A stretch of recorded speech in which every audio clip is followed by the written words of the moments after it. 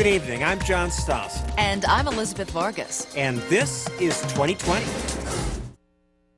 Good evening, and welcome to 2020. Tonight we have another installment in our provocative series on the 7 deadly sins and how they influence our lives today. Remember the list? Anger, lust, sloth, gluttony, envy, vanity, and tonight's focus, greed. We begin on Wall Street, where there's plenty of greed and where some people are so greedy that they cheat to get rich. That kind of greed can land you in jail. Chief Investigative Correspondent Brian Ross followed the money. 1,100,000, 1,200,000, 1,300,000, 1,400,000, 1,500,000. It's Art Week this week at New York's famed auction house. $9,500,000, $10 million, $10,500,000. A gathering of multi-millionaires here to compete for what are considered the latest must-have works of art. Big night for money. 2,300,000, 2,400,000. It's amazing. 2,500,000. It's like grand opera. 2,600,000 is here now and against you, sir. Egos fighting other egos. 2,700,000, 2,800,000. Rothko, Warhol, de Kooning, modern masterpieces that changed hands for tens of millions of dollars. At $20 million, selling for $20 million. Chris, you're better at $20 million.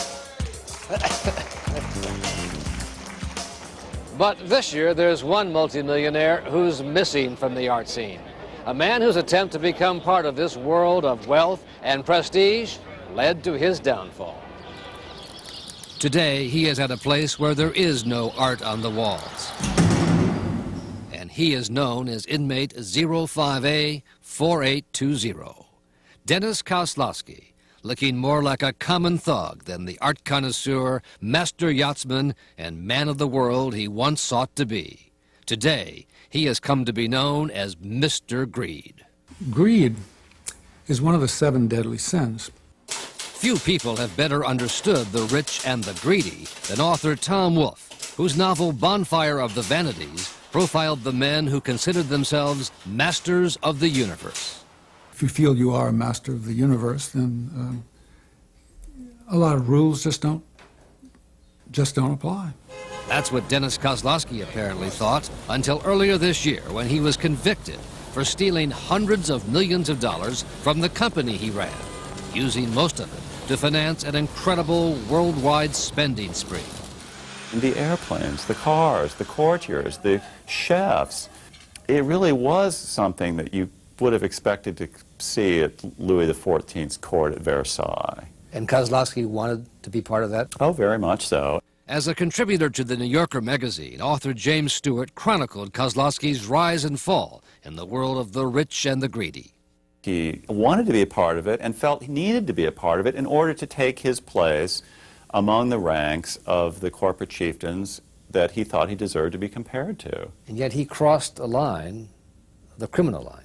Well, he stepped over it, ran over it, trampled it. Yes, he totally crossed the line.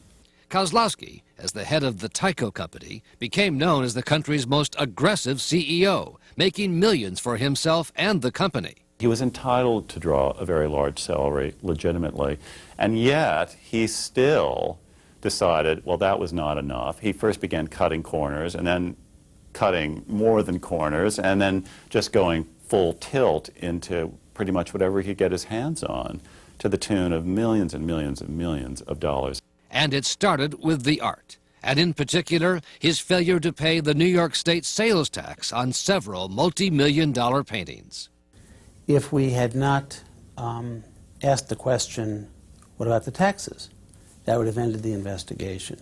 John Moscow was the assistant district attorney in New York who discovered Kozlowski's failure to pay the sales tax. The sales tax would have been $1,087,000. But if you can afford the paintings, you should be able to afford the tax. And that's how he got caught, by trying to be a cheapskate on the tax? That's how it started. But Moscow's investigation soon began to uncover how Kozlowski, son of a New Jersey policeman, was able to afford his grand lifestyle. There were homes in Nantucket and Boca Raton, Florida, as well as a lavishly decorated Fifth Avenue Manhattan apartment that included a $6,000 shower curtain, a $15,000 umbrella stand, and almost $500,000 in draperies and 17th century antiques, all paid for with company money. Kozlowski also bought the famed sailing yacht Endeavor, actually using his own money in this case, and could be seen around Nantucket at the helm with the help of a full-time crew of 9.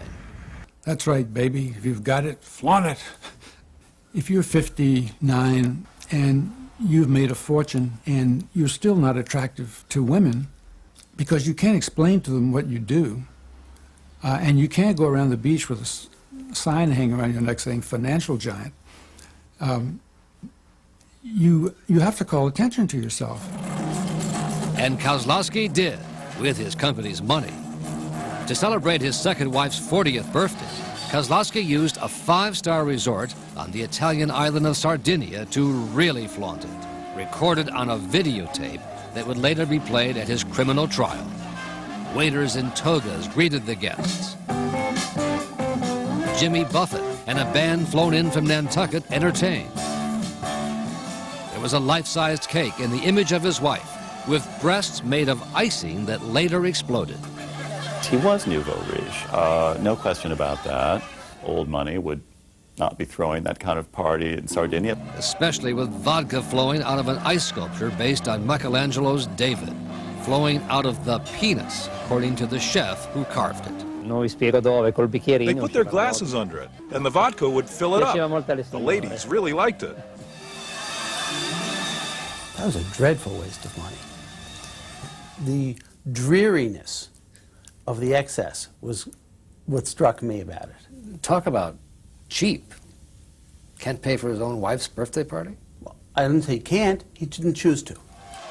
He certainly was willing to spend other people's money at an incredible rate for himself.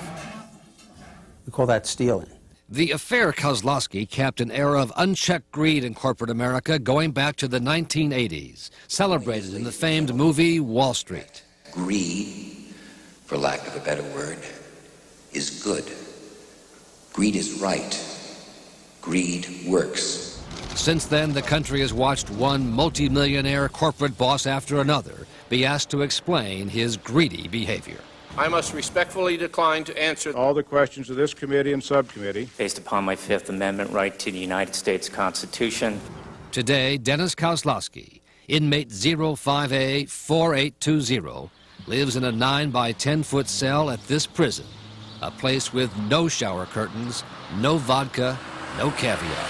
1,250,000. I'll take 1,003,000, madam. The art scene in New York will have to do without him this week, and for the next 8.5 to 25 years. For you, madam. 922. Thank you. 1,004,000.